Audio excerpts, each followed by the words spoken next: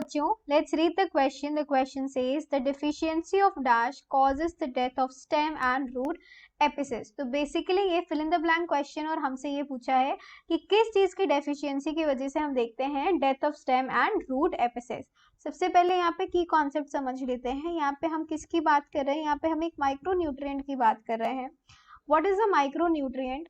जिसकी क्वांटिटी तो कम रिक्वायर्ड होती है एक प्लांट के लिए, लेकिन ये बहुत ही ज्यादा एसेंशियल होता है किसी भी प्लांट के लिए. तो यहाँ पे हम देख रहे हैं कि कैसे एक माइक्रो न्यूट्रिएंट की कमी की वजह से क्या क्या चीजें हो रही हैं. तो यहाँ पे सिम्टम्स की पहले बात कर लेते हैं, फिर हम लोग मेन बताएंगे कि क्या थी जिसकी वजह से ये सिम्टम्स आए. तो सबसे पहले हम देखते हैं कि यहाँ पे क्या होता है इस डेफिशिएंसी की वजह से.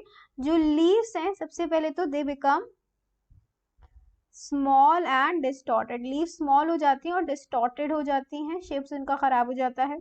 देन सेकंड सिम्टम हम ये देखते हैं कि जो डेवलपमेंट होता है बड्स का, डेवलपमेंट ऑफ बड्स, ये भी इनहिबिट हो जाता है, ये भी रुक जाता है, ये भी इसकी वजह से अफेक्टेड होता है, is inhibited.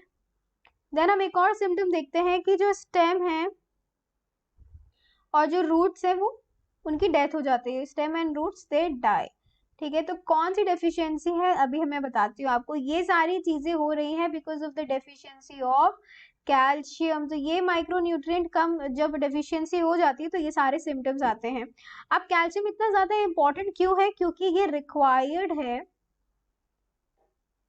For the formation of middle lamella in plants. ये मिडिल लैमेला जो होता है प्लांट्स में, उसके लिए, उसकी फॉर्मेशन के लिए बहुत ज्यादा एसेंशियल होता है.